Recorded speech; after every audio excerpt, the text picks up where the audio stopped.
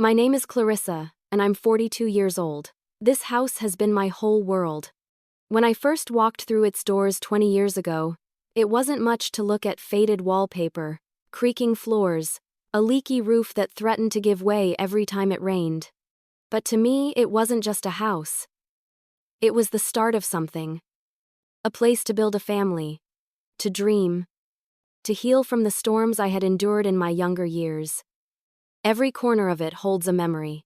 The kitchen, with its chipped counters and scarred wooden table, still echoes with the laughter of my daughter learning to bake cookies for the first time, flour dusting her cheeks like snow.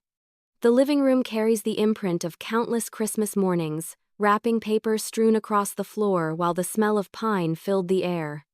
And the upstairs hallway, how many nights did I pace there, rocking my newborn to sleep, humming lullabies into the silence? The house became more than walls and wood. It became a witness to my life. And maybe that's why the thought of losing it feels like losing a part of myself. I didn't have an easy start. My parents struggled, and there were many nights I went to bed hungry. College never happened for me. I jumped straight into work, scrubbing floors and waiting tables to keep a roof over my head. When I finally scraped enough together to buy this place, it felt like I'd finally won a battle I'd been fighting since childhood. This was mine. My safe place. My victory. But victories can be fragile. In recent years, the house has grown quieter. My daughter is grown now, carving her own path in the world. Friends who once filled these rooms with chatter visit less often, busy with their own lives. Some nights, the silence presses down on me, reminding me of how much has changed. Still, even in loneliness, the house comforts me. Its walls seem to whisper, "You're not alone. You still belong here." At least, that's what I thought. I had no idea that the very people I trusted, the ones I believed loved me most, were making plans without me. Whispered conversations in other rooms, glances exchanged when they thought I wasn't looking.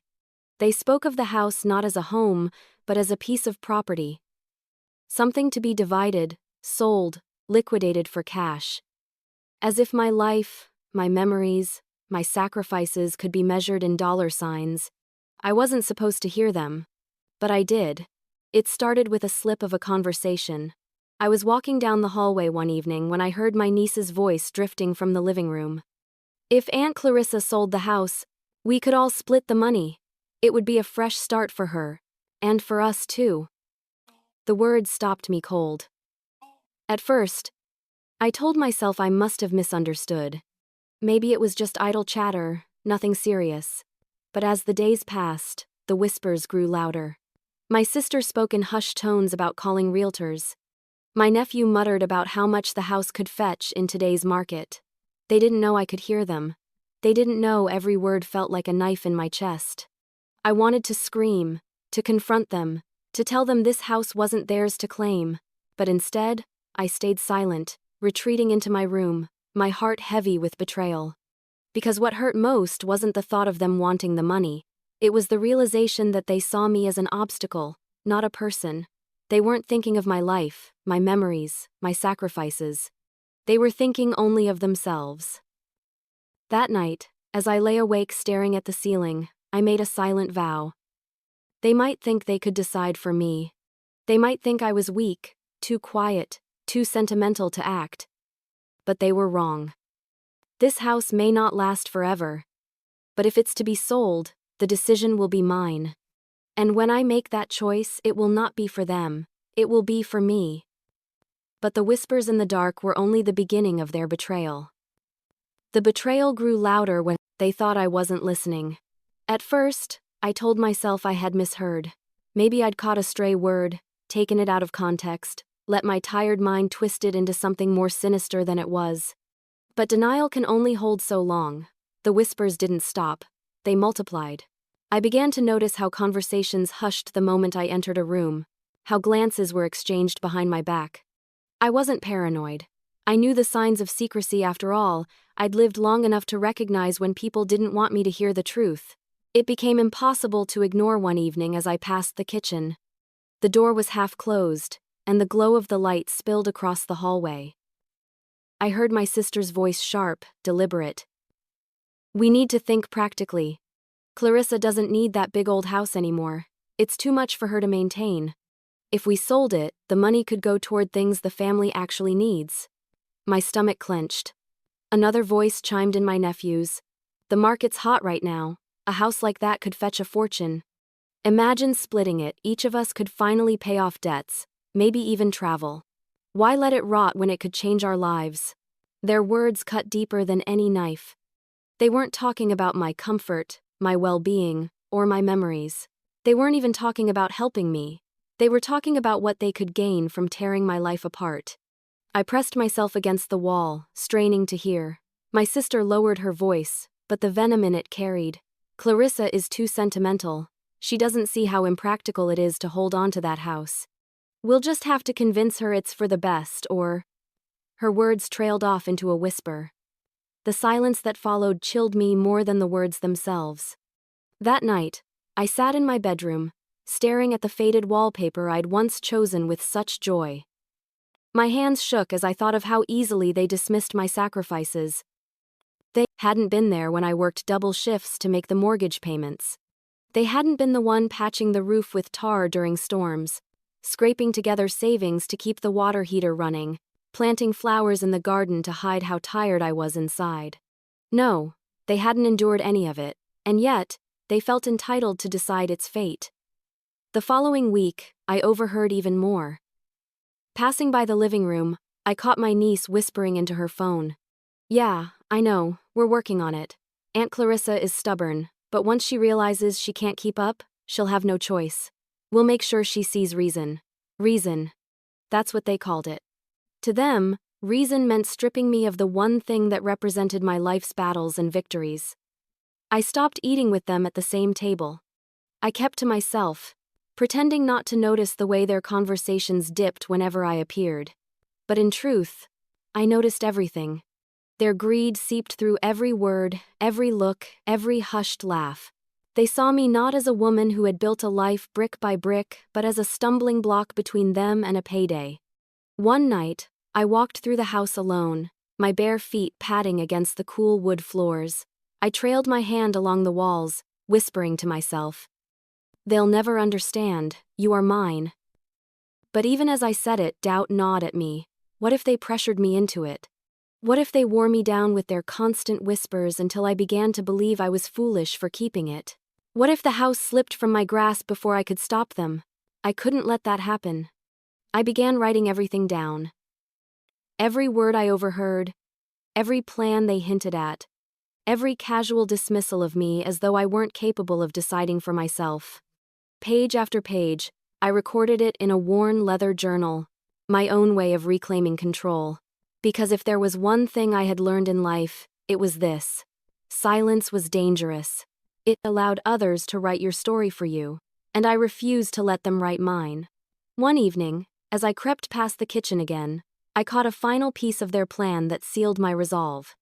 "We'll call a realtor next week," my sister whispered. "We'll just get an appraisal. Once Clarissa sees how much it's worth, she'll give in.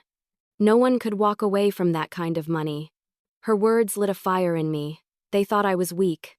They thought I was sentimental, blind, incapable of letting go. But what they didn't know was that I was listening. And what they didn't expect was that I had a plan of my own. If this house was going to be sold, it wouldn't be by their hands. It would be by mine. But before I could make my move, I had to remind myself why this house was worth fighting for. Every wall in that house carried a piece of my soul. After hearing the whispers about selling my home, I found myself wandering through its rooms with new eyes. It wasn't just a building anymore, it was a storybook. Every corner, every creak of the floor, every faded mark on the wall whispered back pieces of my life. I started in the kitchen. The smell of coffee still seemed to linger in the air, the same way it did on mornings when my daughter, Sophie, was little. She used to sit on the counter, swinging her legs, asking questions about everything. Why is the sky blue? Why do pancakes taste better on Sundays? I laughed then, thinking her questions were endless, but now I would give anything to hear them again. The scar on the wooden table? That wasn't just damage. That was Sophie's first attempt at carving her initials when she was 8. I should have been angry, but instead I smiled, because she had wanted to leave her mark, to say I was here. And now, that mark was priceless. The living room held more than furniture. It held the memory of Christmas mornings when the tree barely fit in the corner. Gifts stacked high, Sophie's, laughter filling the air. It held birthday parties where balloons floated up to the ceiling and confetti clung to the carpet for weeks. It even held sorrow the day I sat in that very room, clutching a phone call that told me my marriage was over. The walls had absorbed both my joy and my grief, and somehow, they had carried me through both. Upstairs, I paused in the hallway. The paint was chipped, worn from years of hands brushing against it. But if you looked closely, you could still see faint pencil marks, heights measured year after year. Sophie at age 5, age 10, age 15. The proof of her growing life etched directly into the wall. How could I ever paint over that? How could anyone think of erasing it? Her bedroom was still a time capsule of her teenage years. Posters of bands she no longer listened to clung stubbornly to the walls. A pile of old stuffed animals sat in the corner, their fur matted but their presence comforting. Her desk, scratched and marked with doodles, still held a drawer full of crumpled notes she had passed with friends in high school. To an outsider, it was clutter. To me, it was a museum of her childhood. And then there was the garden. Oh, the garden. I stepped outside and breathed in the scent of roses. I had planted them when Sophie was born, one bush for every year of her life. By the time she graduated high school, the garden was a riot of color, each bloom a living reminder of her journey. I had tended them through storms, droughts, and long winters, coaxing them back to life when they withered. The roses had taught me resilience. They had taught me patience.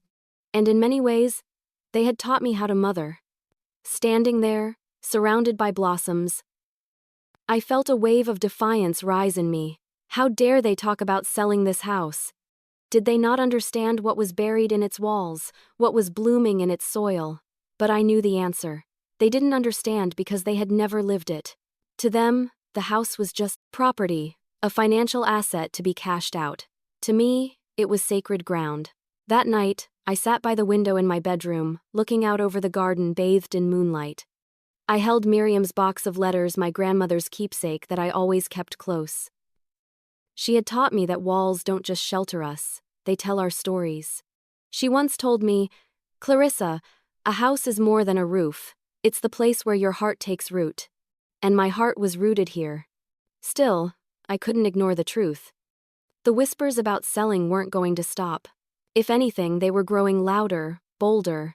They would push harder, maybe even try to force my hand.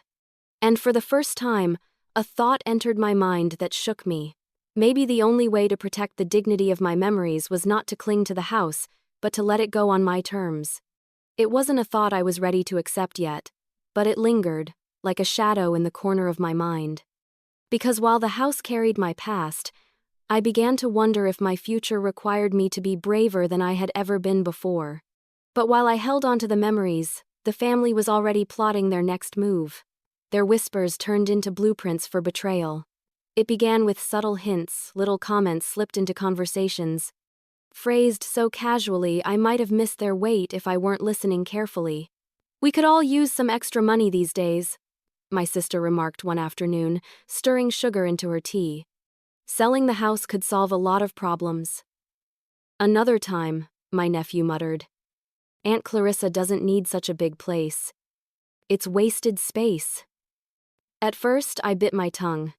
I reminded myself they were just words, idle speculation. But the tone changed. The whispers grew bolder, sharper, like they'd moved past suggestion and into strategy. One evening, as I passed by the dining room, I stopped dead in my tracks. My sister sat at the table with her phone pressed to her ear, speaking in a low, deliberate tone. "Yes, I'd like to schedule an appraisal," she said. "Yes, the house is large. 3 bedrooms, spacious garden. It should fetch a good price in this market." An appraisal. My blood ran cold. They weren't just talking anymore. They were moving forward behind my back. I pressed myself against the wall, listening. "Yes, we're the family," she continued, her voice dripping with false authority. My sister owns it, but she'll come around once she sees the numbers. She's sentimental, you know, but money talks. She laughed softly, a sound that made my stomach churn. That night, I sat in my bedroom, staring at the walls that had carried my laughter and tears for decades. They weren't just whispering about my house anymore, they were plotting to take it from me. The next day, I overheard my niece and nephew arguing in the living room. "If we sell it," my niece said, "I'm calling dibs on a share. I've got student loans that need paying," my nephew scoffed. "You and everyone else. I've been living paycheck to paycheck. That house could give me a fresh start." "It's not even yours to begin with," she snapped. "Doesn't matter," he shot back. "It will be." I had to step away before they saw me. My hands trembled as I gripped the stair railing. To them, my house wasn't a sanctuary, wasn't a living journal of my sacrifices. It was a check waiting to be cashed. The betrayal wasn't just in their words, it was in how they reduced my life to numbers. They didn't see me as a woman who had built something from nothing. They saw me as an obstacle standing in the way of their payday. At dinner that night, the tension was thick. They smiled at me too brightly, asked me questions with feigned sweetness. "How are you managing the upkeep, Clarissa?" my sister asked, her eyes sharp beneath her smile. "Fine," I said flatly. "Really?" She tilted her head. "It's such a large property. Must be exhausting. Wouldn't it be easier if you downsized? Something smaller, cozier? And you'd have money left over, of course. A nice cushion for retirement." I set my fork down, my appetite gone. "This is my home," I said quietly. Her smile faltered, but only for a moment. "Of course," she said quickly. "We're just thinking of what's best for you." But I knew better. Later that week, I caught them again, this time with papers spread across the dining table. Realtor brochures, printouts of listings, even a notepad scribbled with potential sale prices. I stood frozen in the doorway, my heart thundering. "What if she refuses?" my niece asked, her voice hushed. "She won't," my sister said firmly. "She just needs a little push. Once she sees how much money is at stake, she'll have no choice. She's sentimental, but she's not stupid." My chest tightened with rage. I wanted to march in, slam my fists on the table, scream at them to stop. But I didn't. Not yet. Because I realized something important. If they thought they were playing me, maybe it was time I played them instead. I went back to my room, my mind spinning. They wanted to sell my house? Fine. But it would be on my terms, not theirs. They thought I was weak. They thought I'd cave under their pressure. But they had underestimated me. If the house was to be sold, it wouldn't be whispered away in the dark. It wouldn't be stolen from me by greedy hands.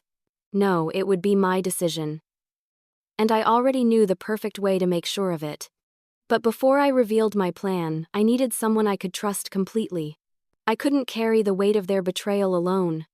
For weeks I kept their whispers to myself, clutching my journal like a lifeline, scribbling down every plan I overheard, every lie wrapped in false concern.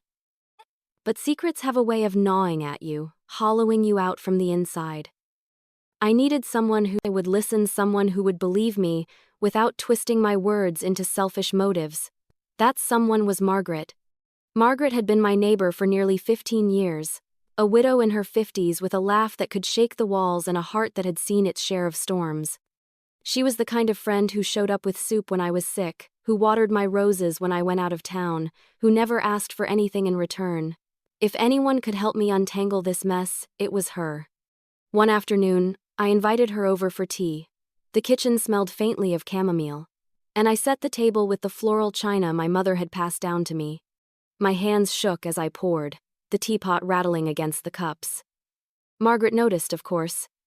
She always noticed. "Clarissa," she said gently. "You're trembling. What's wrong?" The words burst out of me before I could stop them. "They're trying to sell my house." Her eyes widened. "What? Who?" "My family," I whispered, my voice cracking. My sister, my niece, my nephew, they've been plotting for weeks. I've overheard them calling realtors, talking about splitting the money. They think I don't know, but I hear everything. Margaret set her teacup down, her expression hardening. That's outrageous. This is your home. You've poured your life into it. Tears welled in my eyes. They don't care. To them, it's just money. They don't see the memories, the sacrifices. They don't see me. They only see what they think they can take. Margaret reached across the table, squeezing my hand. Then you can't let them. You have to take control before they do. Her words lit something inside me. That's what I've been thinking. If this house is going to be sold, it won't be by them. It'll be by me, on my terms. Margaret leaned back, studying me with sharp eyes. That's bold, but it's smart. You'd be cutting them off at the knees. If you sell it yourself, they can't touch a penny without your permission. I nodded, my chest tightening. The thought of selling breaks my heart. But the thought of them selling it, of them taking what's mine, twisting it into a profit for themselves, that's worse. For the first time in weeks, I felt like I could breathe. Margaret smiled, her eyes fierce. Then we'll make a plan. You won't do this alone. The following days were a whirlwind. Margaret introduced me to her cousin, a real estate agent she trusted. Together, we walked through the house, discussing its value, the market, the kind of buyers who might see beyond its age and appreciate its history. As the agent spoke, I felt a strange mix of sorrow and empowerment. Sorrow, because I was preparing to let go of the place that had carried my life. Empowerment, because for once, the decision was mine, not whispered about in secret, not stolen by greedy hands, but mine. Margaret stood beside me the entire time. Her presence steady, her support unwavering. When doubts crept in, am I doing the right thing? Am I betraying the memories? She reminded me, you're not betraying them, Clarissa, you're protecting them. By making this choice yourself, you're preserving the dignity of your story. Her words echoed in my mind late at night as I sat by the window, looking out over the moonlit garden. For the first time since the whispers began, I didn't feel powerless. I felt like a woman reclaiming her voice. But keeping it a secret wasn't easy. My family continued their scheming, oblivious to the fact that the game had already shifted. My sister dropped hints at dinner, her smile sharp. You know, Clarissa, selling now could really help everyone out. You'd be doing such a generous thing. I forced myself to smile back, my heart pounding. I'll think about it. She seemed satisfied with that, not realizing that my thinking had already turned into action. Margaret and I met in hushed corners, whispered over cups of tea, exchanged documents in envelopes that I tucked away in my bedroom drawer. Each step brought me closer to freedom, but also closer to heartbreak. Because no matter how I rationalized it, I knew the day would come when I'd have to say goodbye to the house that had sheltered me through everything. One evening, Margaret hugged me tight before leaving. Clarissa, she said firmly, don't see this as losing. See this as winning on your own terms. You're not letting them write your ending, you're writing it yourself. Her words wrapped around me like armor. For the first time, I realized that maybe letting go wasn't the worst thing. Maybe clinging to the house out of fear was just another way of letting them control me. But selling it myself? That was power. That was dignity. That was choice. But before I could move forward, I needed to test where their loyalty truly lay. Sometimes the cruelest truth is revealed when you ask the right questions. Margaret's words echoed in my mind for days. You can't let them write your ending, you're writing it yourself. I had taken steps to protect myself, but I needed proof, undeniable, spoken out loud proof of what my family really wanted. It wasn't enough to overhear their whispers or catch fragments of conversations. I wanted to see their faces when I dangled the bait. I wanted to watch their masks slip. So, one evening, I set the stage. I invited them all for dinner, my sister, my niece, my nephew. I cooked their favorite dishes, laid the table with care, lit candles to soften the air. I played the part of a gracious hostess, smiling, pouring wine, making small talk. They came eagerly, unsuspecting. After all, why would Clarissa, the sentimental one, the woman they thought too fragile to act, be anything other than docile. We laughed at old stories, reminisced about childhood holidays. But all the while, my heart hammered in my chest, because I knew what was coming. When the plates were cleared, I leaned back in my chair, feigning casual curiosity. "I've been thinking a lot about the house lately," I said, swirling the wine in my glass. Their heads snapped up in unison, eyes sharpening like hawks spotting prey. "Oh?" my sister said lightly, her voice just a shade too eager. "What kind of thoughts?" I shrugged, keeping my tone neutral. "Well, it is a lot to manage on my own. The upkeep, the garden, the repairs, it can be overwhelming sometimes." I didn't miss the way my niece and nephew exchanged quick, hungry glances. "Exactly," my nephew blurted out. "It's way too much for you. Honestly, Aunt Clarissa, it would be smart to let it go now, before it becomes a burden." My sister jumped in, her smile wide and false. "Yes, sweetheart. We've all been worried about you. Selling could free you. Think about it, no more stress, no more bills. You could downsize into something cozier. We could even help you look." Her words dripped with feigned concern. But I heard the greed beneath them loud and clear. I tilted my head, pretending to ponder. "And what do you think I should do with the money?" My niece's eyes lit up. "Well, you could invest, of course. Or maybe help the family out a little. You know, share the wealth? After all, we're all in this together." Her tone was sweet, but the undertone was sharp, expectant. My stomach twisted, but I forced myself to smile. "So, you think if I sold, the money should be split?" There it was, the question hanging heavy in the air. My nephew leaned forward eagerly. "Of course, that would be the fair thing to do. We're family, we've all supported each other, haven't we?" My sister nodded, adding quickly, "It's not about greed, Clarissa. It's about fairness. Everyone could benefit. Isn't that what Miriam, our mother, would have wanted? For us to look after each other?" The audacity of her words nearly made me choke. To invoke our mother's name, to twist her memory into justification for their scheme, it was almost unbearable. I sat back in my chair, watching them scramble over each other like vultures circling a carcass. Their smiles were painted on, their words sugar-coated, but the hunger in their eyes betrayed them. And in that moment, all doubt vanished. They didn't want what was best for me. They wanted what was best for themselves. They weren't family, they were opportunists, waiting for me to falter so they could swoop in and strip my life bare. I folded my napkin neatly and placed it on the table. "Thank you," I said softly. They blinked at me, confused. "For what?" my sister asked. "For being honest," I said, meeting her gaze head-on. "It's good to know where we stand." Her smile faltered, but she quickly covered it. "Clarissa, don't misunderstand. We're only trying to help." I nodded politely, rising from the table. "Of course, I appreciate your concern." But inside, my heart was on fire. That night, when the dishes were done and the house was quiet again, I sat in my bedroom with my journal open. I wrote every word they had said, every hungry glance, every mask that had slipped. Then I underlined one sentence 3 times. "They are not thinking of me. They are thinking of themselves." Margaret was right. If I wanted to protect my dignity, I had to take action before they did. I looked around my room, the faded wallpaper, the photographs on the dresser, the locket my mother had given me, and I knew what I had to do. If this house was going to be sold, it would not be because they pressured me. It would not be because I was weak. It would be because I made the choice myself. The power was still mine. And I intended to use it.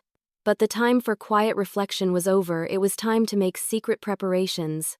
The moment I chose silence, I chose power. After that dinner, there was no turning back. I had tested them, dangled the bait, and they had lunged without hesitation. Their greed was no longer a suspicion, it was fact. And with that knowledge came clarity. If they wanted to sell my house so badly, then I would let them watch it happen. But it would be my signature on the papers, my terms, and my choice. The next morning, I called Margaret. My voice was steady, but inside I trembled with both fear and adrenaline. It's time, I told her. I want to move forward. She didn't hesitate. Good. I'll set up a meeting with my cousin this week. We'll keep everything quiet. They won't see it coming. That's how my secret preparations began. The realtor Caroline met me at the cottage-style office just outside town. She was sharp-eyed, professional, and discreet. Margaret had explained the situation to her, and Caroline promised confidentiality. We'll list it quietly at first, she said, flipping open a folder. Private showings only. No public advertisements until you're ready. That way your family won't catch wind until the deal is nearly done. Her efficiency steadied my nerves. For the first time, I felt like I wasn't walking into this battle alone. Over the next few weeks, Caroline visited the house for inspections and evaluations.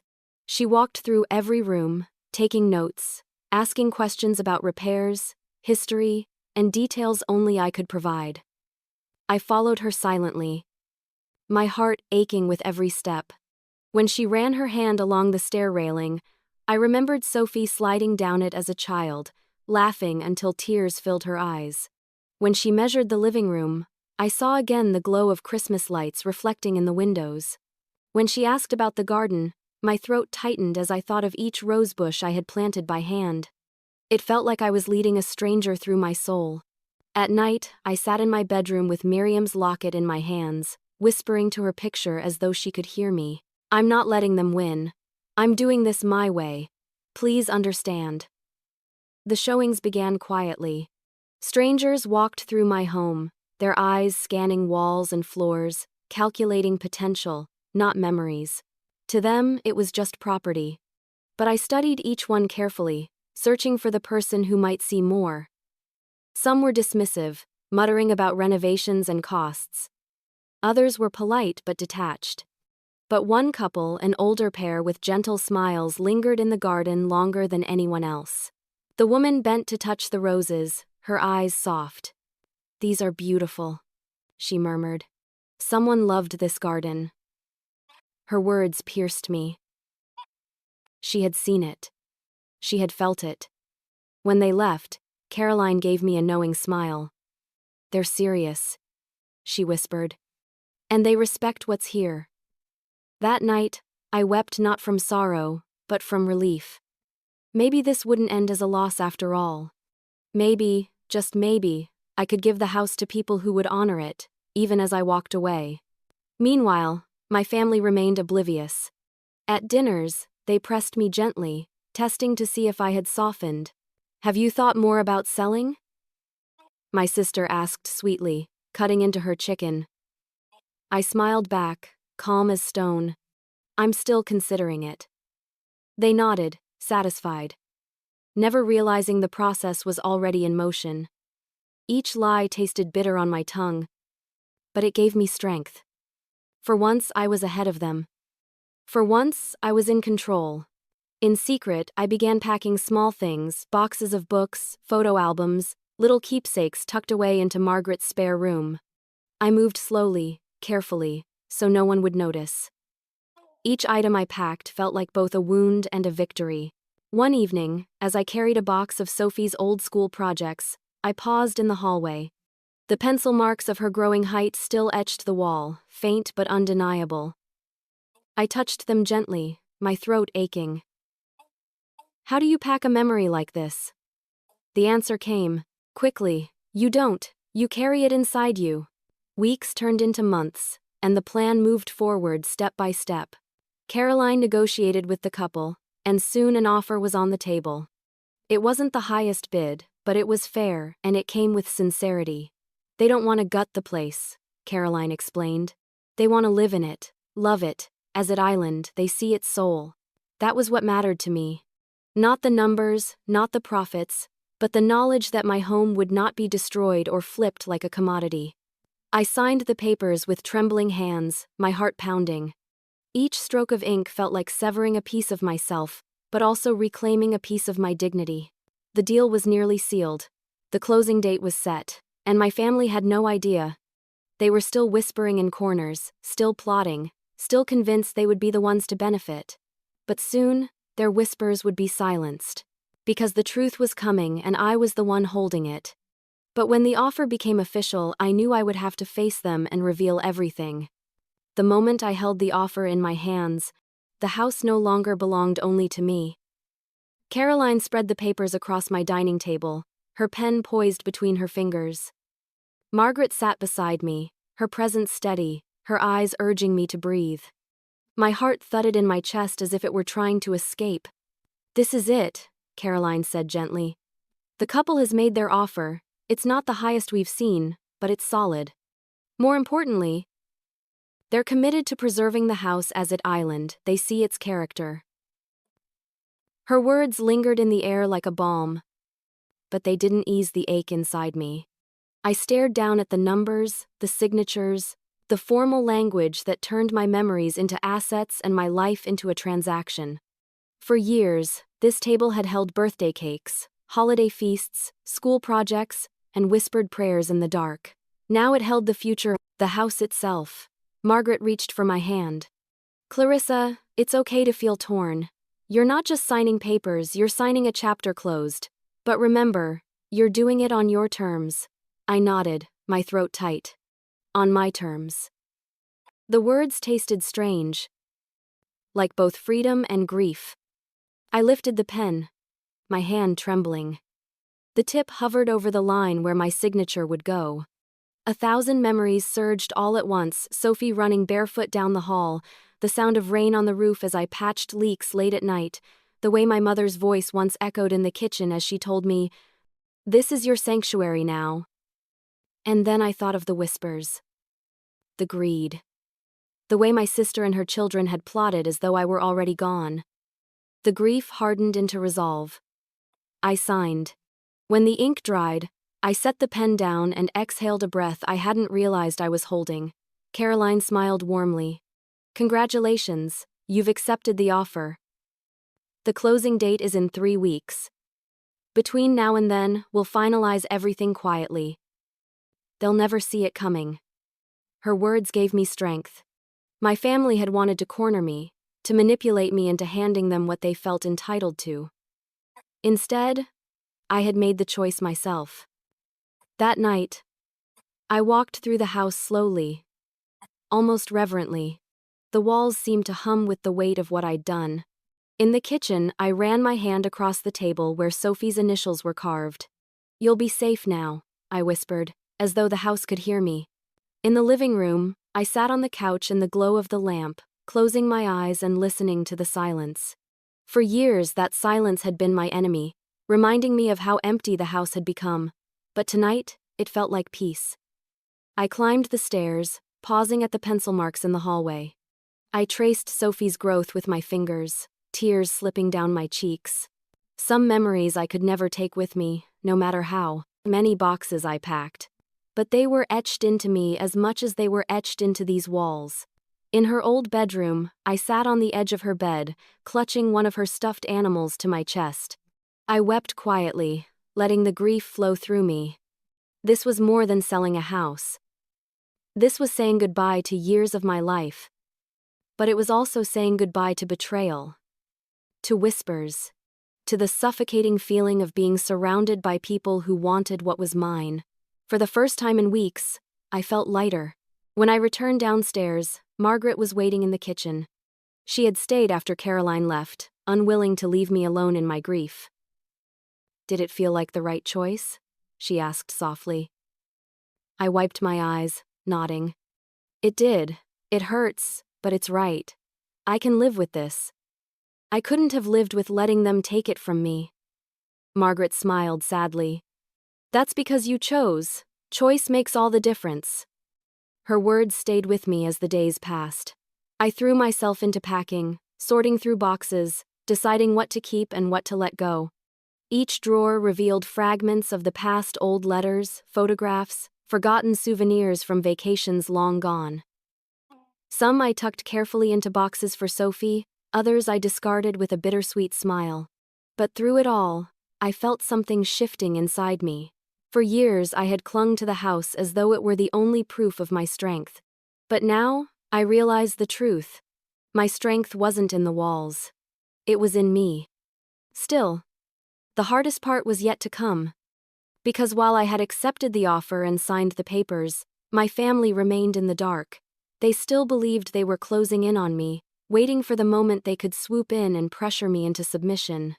They had no idea the decision had already been made, and soon, when the time came to reveal the truth, I knew their fury would erupt like a storm. But I wasn't afraid anymore. Needed to be afraid, it was them. Secrets grow heavier the closer they are to being revealed. The days after signing the offer were some of the longest of my life. The ink was dry, the buyers were secured, the closing date circled on the calendar, but to my family nothing had changed. They still circled me like vultures, whispering, pressing, calculating. And I, holding the truth inside me, felt the weight of silence pressing harder each day. At dinner one evening, my sister leaned across the table with her familiar feigned smile. "Clarissa, have you given more thought to what we talked about? The house?" I sipped my water slowly, steadying my breath. "I've been thinking," I said carefully. Her eyes lit up, greedy flames hidden behind her mask of concern. "And?" I smiled faintly. "I'll let you know when I'm ready." The look of frustration that flickered across her face was almost enough to make me laugh. Almost. But I kept my composure, because the game wasn't over yet. Every day they tried a new tactic. My niece left pamphlets for senior living communities on the kitchen counter, pretending she'd picked them up by accident. My nephew scrolled through real estate listings on his phone, sighing loudly about how much money houses like this were going for. And my sister grew bolder, pulling me aside to say things like, "You'll thank us one day when you're not burdened anymore. You'll see we're only trying to help." Help, the word tasted like poison. But I played along. I nodded, offered vague replies, pretended to hesitate. Let them believe I was still wavering. All the while, the truth sat folded neatly in my drawer upstairs. The offer letter, the signed agreement. The timeline that would soon rip their schemes apart. At night, when the house was quiet, I walked the rooms like a ghost. Each creak of the floorboards reminded me that I didn't have much time left here. 3 weeks. That was all. Sometimes, the grief nearly crushed me. I would sit in Sophie's old room, holding her stuffed animals, and cry until my chest ached. Letting go of the house wasn't easy, no matter how empowered the decision had made me feel. But then I would remember their whispers, their laughter, their entitlement. And the grief hardened into resolve. They hadn't earned this house. They hadn't earned my sacrifices. And they sure as hell hadn't earned the right to decide for me. The closer we got to the closing date, the more restless they became. My nephew cornered me in the hallway one afternoon. "Aunt Clarissa," he said, his tone clipped. "Have you called a realtor yet? Because the market's changing fast. If you don't act soon, you'll lose out." I met his gaze coolly. "Don't worry, I'm handling it." He frowned, clearly unsatisfied. "Handling it how?" "Handling it," I repeated, my voice sharp enough to end the conversation. He walked away, muttering under his breath, but I didn't care. Let him stew. Margaret kept me grounded through it all. She visited often, helping me pack, reminding me that what I was doing wasn't just survival, it was victory. "You're stronger than they'll ever give you credit for," she told me one night as we boxed up the china. "They'll never see this coming.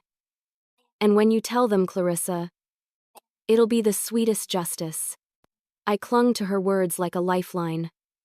Still, the pressure mounted.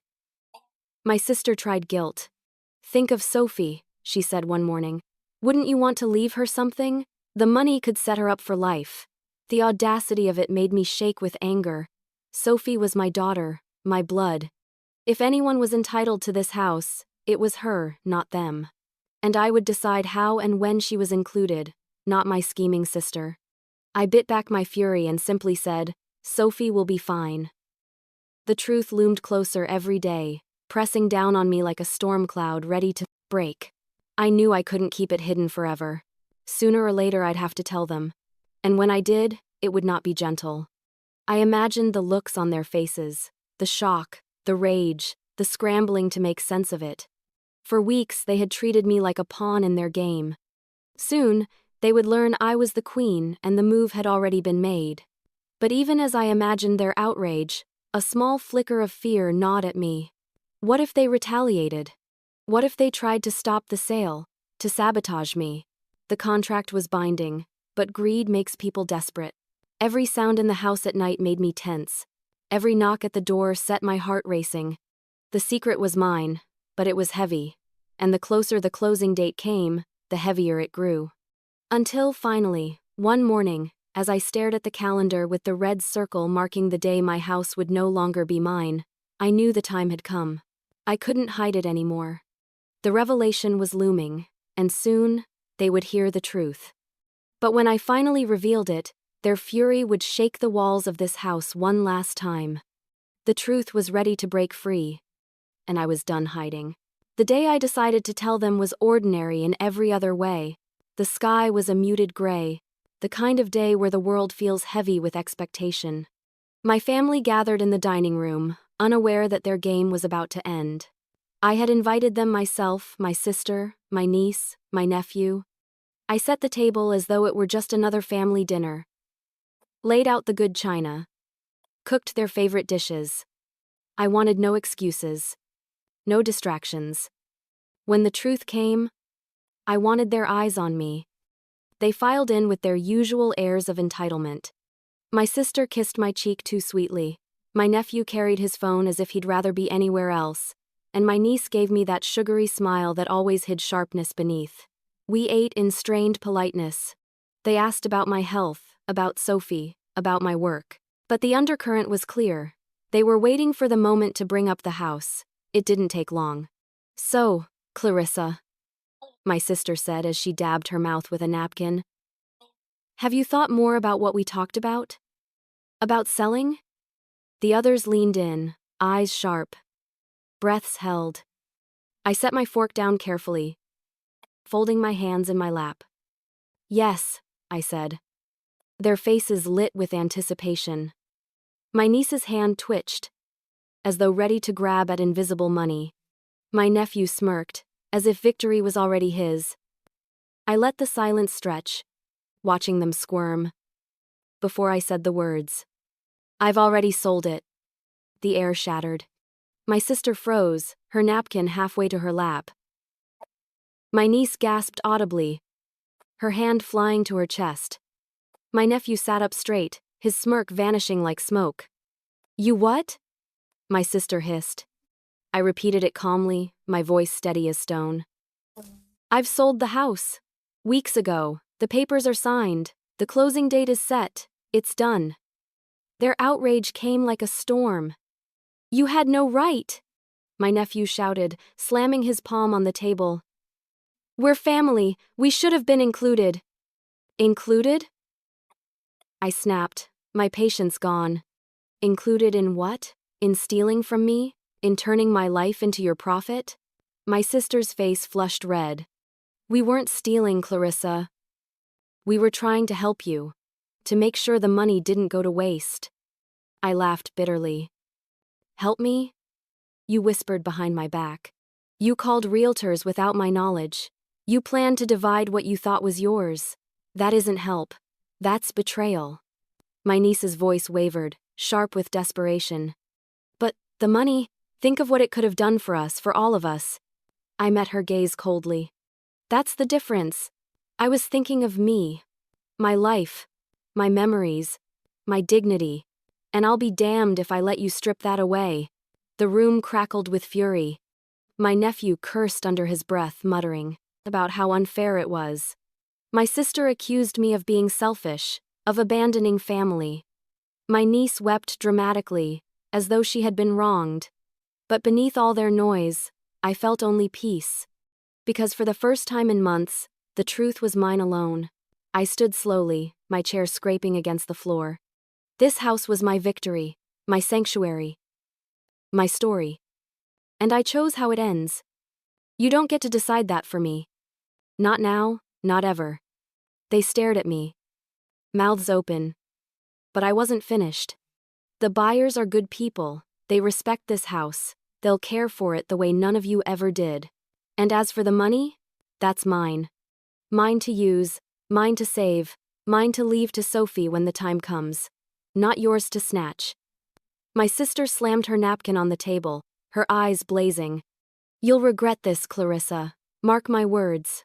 I met her fury with calm. "No.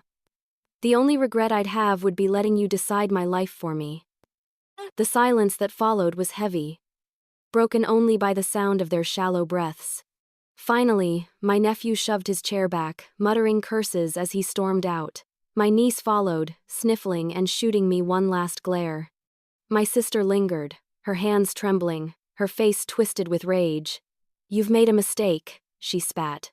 "Don't expect us to be here when it all falls apart." I held her gaze, unflinching. "I don't expect anything from you anymore." She left without another word, the door slamming behind her. The house trembled in the silence that followed, as though it too was exhaling after the storm.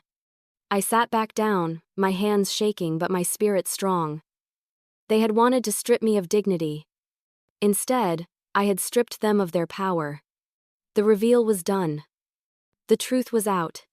And though their fury might burn for a long time, it no longer mattered, because I had chosen, and choice is a power no one can take. But their outrage wasn't the end, it was only the beginning of fallout. When the storm broke, it didn't end, it lingered. The night I revealed the truth, the house felt heavier than ever. After the door slammed behind my sister, silence spread through the dining room, thick and suffocating. The table was still set, half-empty plates scattered across it, wine glasses trembling from the force of their departure. I sat there for a long time, my hands folded in my lap, the echoes of their shouting ringing in my ears. For months I had imagined this moment, how satisfying it would feel to finally tell them. And though their outrage had been fierce, I didn't feel regret, only exhaustion. But the fallout began quickly. The next morning, my phone buzzed with message after message. My nephew sent angry texts, accusing me of robbing the family and throwing away our chance at a better future. My niece left voicemails, crying, begging me to reconsider, promising that we could still work something out. And my sister, she didn't cry, didn't plead. She threatened, "You've betrayed us, Clarissa. Don't think for a second we'll forgive this. You'll regret shutting us out." I stared at the words on my phone, my chest tightening. The threats were vague, but the venom in them was clear. For days, I avoided answering. I busied myself with packing, with Margaret by my side. Together, we filled boxes, wrapped dishes, carefully folded linens. I tried to focus on the tasks, but every buzz of my phone pulled me back into the chaos.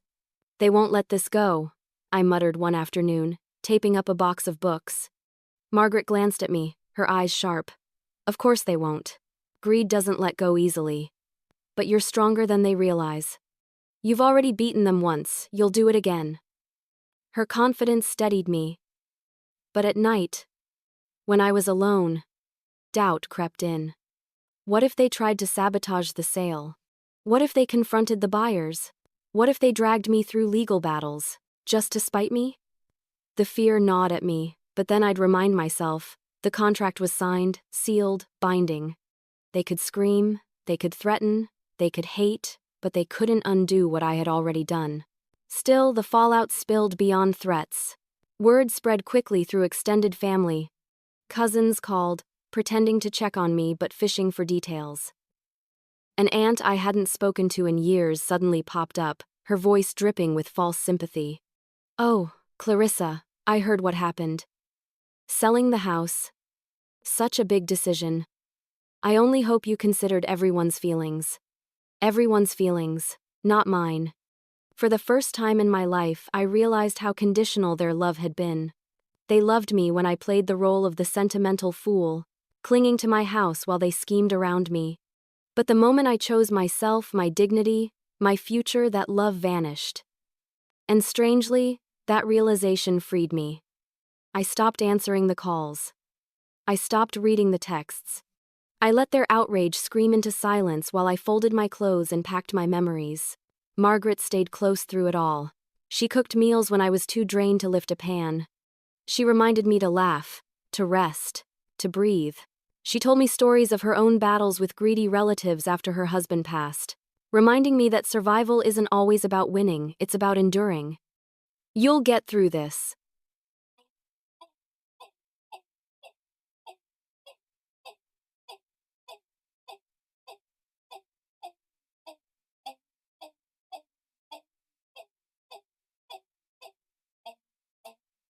Because you've already proven you can.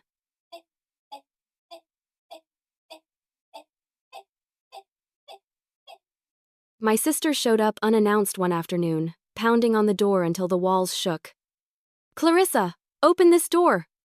We're not finished. My heart raced, but I didn't move. I watched from the window as she stood on the porch, her face twisted with rage. She shouted threats, accusations, words I'd never imagined hearing from someone I once trusted. But I stayed silent. I refused to give her the satisfaction of a response. After a few minutes, she stormed off, muttering curses as she slammed her car door and sped away. I sank onto the couch, shaking, tears streaming down my face. Not because I regretted my decision, but because I finally understood how deep the betrayal ran. She wasn't angry about losing me, she was angry about losing control. And that was something I would never give back. The fallout wasn't easy. It left me sleepless, left my stomach twisted in knots, left my heart bruised. But it also left me sharper, stronger, clearer. I had survived storms before. I would survive this one too. As I taped the final boxes shut, I whispered to the house itself. You carried me through joy and pain, and now you're carrying me to freedom. Thank you. And though the walls were silent, I felt an answer in my bones. The fallout was loud, ugly, and painful. But it couldn't shake what I had already secured, because the house was sold, and I was free. But before I left, I had to say goodbye to the walls that had carried my entire life. Goodbyes are never about walls, they're about the pieces of yourself you leave behind. The morning of the closing arrived with a pale, golden sunrise. I woke earlier than usual, my chest heavy with both sorrow and relief. Today, I would lock the door of this house for the last time. Today, my sanctuary would pass into other hands. I padded barefoot through the quiet rooms, the air still cool from the night. The house was stripped bare now. Boxes stacked neatly by the door, furniture hauled away days ago. Without the clutter of life, the house seemed larger, emptier, and yet, somehow fuller, with echoes of what once was. I started in the kitchen. The sunlight streamed through the window above the sink, illuminating the counters where Sophie once sat swinging her legs. I traced my fingers over the scarred wooden table one last time, finding the spot where her initials were, carved. S.R., etched with childish pride. My throat tightened. You'll always be here, Sophie, I whispered, though she wasn't in the room. From the kitchen, I moved to the living room. The rug was rolled up, the couch gone. But I could still see it as it once was, Christmas mornings with torn wrapping paper everywhere. Birthday candles glowing. Friends gathered for laughter and music. Even the memory of my own heartbreak was still there. The night I sat with divorce papers in my lap and felt like the world had ended. This room had held me through joy and devastation alike. Thank you, I said softly, my hand brushing the wall. Upstairs, I paused in the hallway. The pencil marks still clung stubbornly to the wall, faint but visible Sophie's height year after year. I pulled a pen from my pocket and carefully traced over them, darkening the lines just enough that they wouldn't fade completely. A small act of defiance. Of remembrance. In Sophie's room, I sat on the bare floorboards for a long time, letting the memories wash over me. Her laughter, her tears, the sound of music blasting too loud when she thought I wasn't listening. The posters were gone, the stuffed animals packed away, but the energy of her childhood still lingered like a ghost. I closed my eyes and whispered, I hope the children who live here after us feel as safe as you did. Finally, I stepped outside into the garden. The roses bloomed in a riot of colors, stubborn and alive, as if they knew this was their last season under my care. I bent down and pressed my nose to the petals, breathing in their sweetness. I thought of the years I spent coaxing them back after storms, the mornings I knelt in the dirt, the afternoons Sophie helped me plant new bushes. The garden was more than flowers, it was proof of survival. I clipped one rose, the deepest red, and tucked it into my bag. A piece of the garden would come with me. When I returned inside, the house seemed to hum, as with silence. It wasn't angry, wasn't sad, it was simply waiting. Ready to welcome the new family, ready to hold their memories, ready to begin again. Margaret arrived a little later, her arms opening to embrace me. "Are you ready?" she asked softly. I nodded, though my voice cracked when I answered. As ready as I'll ever be. Together, we gathered the last few boxes and carried them to her car. Each step felt heavier than the weight I carried, as though the house itself was reluctant to let me go. Finally, I stood at the front door, key in hand. I turned back one last time, letting my eyes sweep over the rooms, the stairs, the windows that had framed sunsets and storms. "I'm not leaving you behind," I whispered. "I'm carrying you with me." Tears blurred my vision as I stepped outside. I pulled the door closed with a final click, the sound echoing in my chest. My hand lingered on the key as I locked it, the metal cool against my skin. The moment the lock clicked shut, something inside me broke and then healed all at once. It was over. The house was no longer mine. I slid the key into an envelope for the buyers, my hands trembling, and tucked it into my bag. As Margaret drove me away, I looked back through the car window, watching the house grow smaller, then vanish behind the trees. The ache in my chest was real, but beneath it was something steadier, stronger. A quiet voice reminding me, "You chose this. You ended it on your terms. And no one can take that from you." The goodbye had been painful, but it wasn't the end. It was the beginning of something new. But as I turned away from the house for the last time, I realized a new chapter was waiting to be written. The first night in my new place, the silence felt different. It wasn't the silence of betrayal, or of whispers creeping through walls. It was quiet in a way that felt open, almost welcoming, like a blank page waiting for ink. The new apartment was smaller, simpler. 2 bedrooms, 1 bathroom, a modest kitchen with clean white cabinets. It didn't have creaking floorboards that remembered every step of my past. It didn't have roses blooming in a backyard. But it also didn't carry the weight of expectation or greed. It was mine, entirely mine. Margaret helped me unload the boxes, laughing as we struggled to fit my oversized armchair through the narrow doorway. "It looks like it was meant for this corner," she said once we finally wedged it in place. I collapsed into the chair, laughing until tears rolled down my cheeks. For weeks, my tears had been for grief. That night, they were for relief. I spent the first few days unpacking slowly. Each box felt like a choice, what to keep, what to let go, what to repurpose in this new life. The old china went into the kitchen cabinet, Sophie's photographs onto the mantel, Miriam's locket into the drawer by my bed. I clipped the rose I had taken from the garden into a small vase, placing it on the table. A fragment of the past blooming in the present. For the first time in years, I didn't feel the house pressing down on me with its history. I didn't feel the need to defend it from greedy hands. I felt light, unburdened. But beginnings are never easy. The first week, I woke in the night disoriented, half expecting to hear the familiar creak of the old stairs, half ready to walk the halls of my former home. My body remembered patterns that no longer existed. It hurt. It reminded me of all I had left behind. But each time, I whispered to myself, "You chose this. You are free." And slowly, the ache softened. Sophie came to visit the second weekend.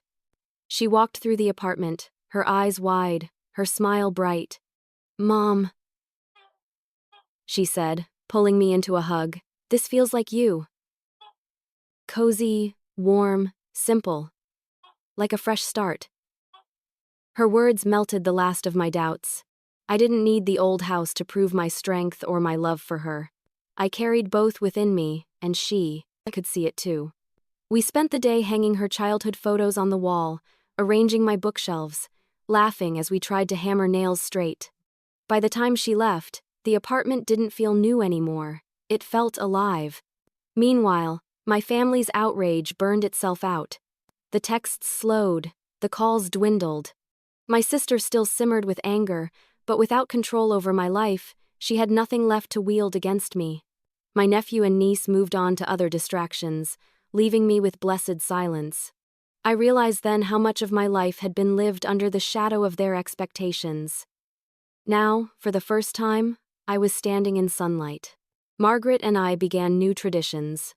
We hosted tea on Sunday afternoons, just the two of us, sometimes joined by Sophie when she visited. We sat by the window, sipping tea and sharing stories, filling the air with laughter that didn't carry bitterness. I found joy in small things, rearranging furniture until it felt right, cooking meals in a kitchen that hadn't yet seen sorrow, watering a potted rose bush on the balcony, watching it grow day by day. The apartment became more than shelter. It became proof that I could rebuild. One evening, I sat at my new dining table, journal open before me. I wrote not of betrayal or whispers, but of beginnings. I thought I was losing everything when I sold the house. But what I really lost was the weight of carrying it alone. What I gained was freedom. I didn't trade memories for money, I traded fear for choice. The words flowed easily, a declaration to myself that this new chapter wasn't just survival, it was transformation. The apartment walls didn't yet have Sophie's pencil marks. The floorboards didn't yet echo with decades of laughter and grief, but they would. In time, these walls too would hold stories worth remembering. And this time, I would make sure those stories were mine alone. That night, I looked out the window at the city lights, breathing in the one, quiet. The old house was gone, but it hadn't left me. It lived in me. In Sophie. In the lessons it had taught me. And now, I was building something new. But even as I embraced my new beginning, I knew the legacy I carried was bigger than bricks and walls. Legacies aren't built from money, they're built from choices. Weeks passed since I turned the key in that lock for the last time, since I handed over the envelope to the buyers and walked away. At first, I thought the emptiness inside me would linger forever. But slowly, I realized something. The emptiness wasn't emptiness at all. It was space, room for something new. For so long, my house had been my anchor. I clung to it, believing that the walls held my worth, that the garden held my strength, that the rooms carried the proof of all I had endured. But the truth is, those things were never in the bricks or wood.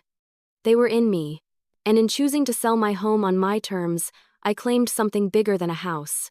I claimed my dignity. When I think back now, I don't dwell on my family's whispers. I don't replay their outrage or their accusations. What I remember instead is the look on their faces when I said the words, "I've already sold it." For the first time, I wasn't the woman they could manipulate. I wasn't the sentimental fool clinging to memories they thought were meaningless. I was strong. I was decisive. I was free. That's the legacy I want to leave, not the house itself, but the courage to make choices even when others try to steal your voice. I see it already in Sophie. She visited again last week, walking into my little apartment with a smile that lit up the room. She looked around at the shelves we'd filled together. The rose blooming on the balcony. The photos lining the walls. "It feels like home here," she said. And she was right. Home isn't where you've lived the longest. Home is where you choose to plant yourself. Home is the space you claim for, your soul.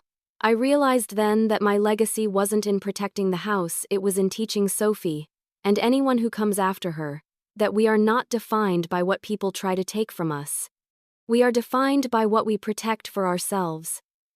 I keep writing in my journal, just as I did when I documented their whispers. Only now, the pages aren't filled with betrayal. They're filled with lessons. Pages I hope Sophie will one day read. Pages that say, when the world tries to silence you, speak louder. When others scheme around you, choose boldly. And when they whisper about what they think is theirs, remind them it never was. That is the gift I want to leave behind. Margaret reminds me often that not everyone would have had the courage to do what I did. Most people, she said one afternoon as we sipped tea by the window, would have folded under the pressure. They would have let guilt and fear swallow them whole. But not you, Clarissa. You rewrote the ending. Her words warmed me, Not because I needed praise, but because they reminded me that strength isn't always loud. Sometimes, it's quiet. Sometimes, it's a woman signing her name on a piece of paper, steadying her hand even though her heart is breaking. I thought my legacy was the house. But it isn't. My legacy is the choice I made, the strength I found, the freedom I claimed. And when Sophie grows older, when she faces her own storms, I hope she remembers that her mother once stood tall against whispers and betrayal. That her mother didn't bend, didn't break, didn't surrender what was hers.